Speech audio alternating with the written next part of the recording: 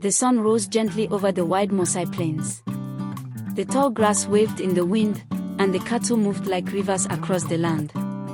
Acacia trees stretched their arms toward the sky, and the red earth glowed under the morning light. In the middle of this beautiful land stood a Massia village, with round houses made of mud and sticks, called maniatas. Children laughed as they played. Women sang sweet songs as they beaded necklaces. Warriors stood tall, dressed in their bright red shuka, their spears shining in the sun. Among these warriors were two young men, Lemean and Seketeti. They were childhood friends. They had grown up chasing cattle together, sharing meals, and dreaming of great adventures. But as they grew older, something began to change. Lemean was strong, brave, and kind. He was known by the people for his honesty. Many believed he would one day become a great leader. Nigerian, the daughter of Chief Supit, often watched Lemean from afar. She admired his courage. She admired his heart. Though many men wished to marry her, it was Lemean who lived in her heart. Seketeti, Lemean's closest friend, also noticed Nigerian. But instead of friendship, he began to feel jealousy. He wished to have the respect Lemean received. He wished to have the love that Lemean carried. One evening, the elder, Oloiboni, spoke before the people. He was wise and old, with a staff in his hand. His voice was calm but strong. Ankai has spoken, he said. A time of testing will come. A heart of betrayal is among us. The villagers whispered in fear. Lemean stepped forward. Do not be afraid, he said. I will protect our people. Seketeti stood at his side. His face was calm, but inside his heart burned with envy. Days passed. The warriors trained, jumping high in the Adumu dance. The women sang, preparing food. The cattle grazed across the plains. But Seketeti's heart grew darker. He overheard people praising Lemean. He is strong, they said. He may one day be our chief. This made Seketeti restless. At night, he dreamed of himself as chief, with Nigerian by his side. He woke with anger. Soon, raiders from another clan came to steal cattle. Lemean led the warriors to guard the herds. The air filled with dust as cattle ran. Spears clashed, and shields knocked together. Lemean fought bravely, but Seketeti delayed his help. This made it look as if Lemean had been careless. When the warriors returned, Seketeti whispered to the chief. Lemean takes too many risks. He may bring danger to us. The chief listened quietly. Doubt began to grow. That evening, Lemean met Nigerian by the river.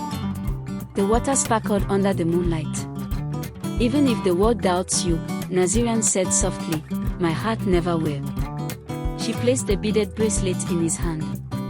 But in the shadows, Seketeti watched. His envy grew like fire. One dawn, the rival clan returned, stronger than before. Dust rose in the air. The sound of hoofs thundered across the land. Lemean led the warriors once more.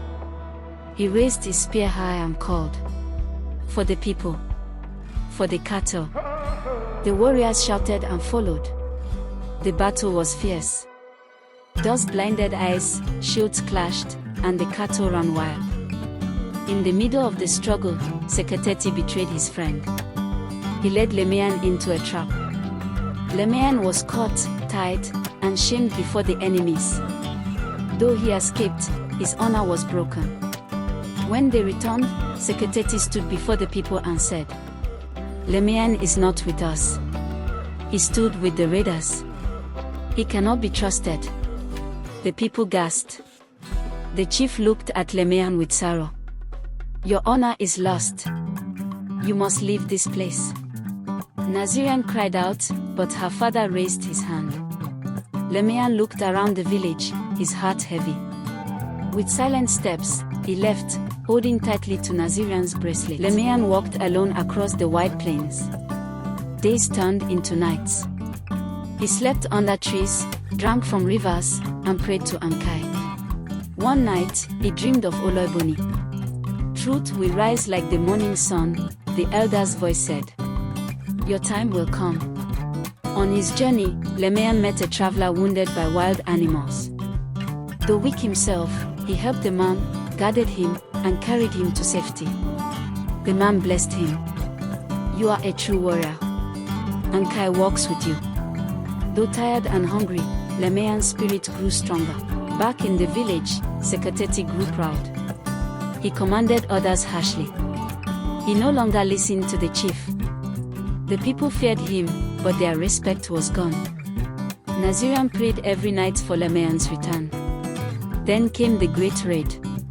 The rival clans stormed the village with fury. Dust rose high. The cattle ran wild. Women cried out. Warriors struggled. Seketeti faltered. He hid behind others. He could not lead. And then, from the horizon, came a familiar figure. Lemeyan. His spear shone in the sun, his steps were strong. The people gasped, Lemeyan. Lemeyan. He ran forward and fought with all his strength. His courage lit the warriors' hearts. Together, they pushed the raiders back until the cattle were safe. In the heat of the struggle, Seketeti's lies were revealed. The people saw his cowardice. His betrayal was no longer hidden. When peace returned, Lemeyan stood before the chief. His head was bowed. I was never false, he said. I only wished to serve. The chief's eyes softened. You have proven yourself, Lemeyan. From this day, your honor is restored. You are our true warrior. The people sang. The women danced. The drums beat. Warriors raised their spears to the sky. Nigerian stepped forward. She placed a necklace of beads around Lemeyan's neck. You are my heart's warrior, she whispered. Lemeyan looked at the horizon. The sun was setting, painting the land in gold. A warrior's greatest victory, he said softly, is not in battle, but in winning back his truth. The people cheered his name as the day faded into night.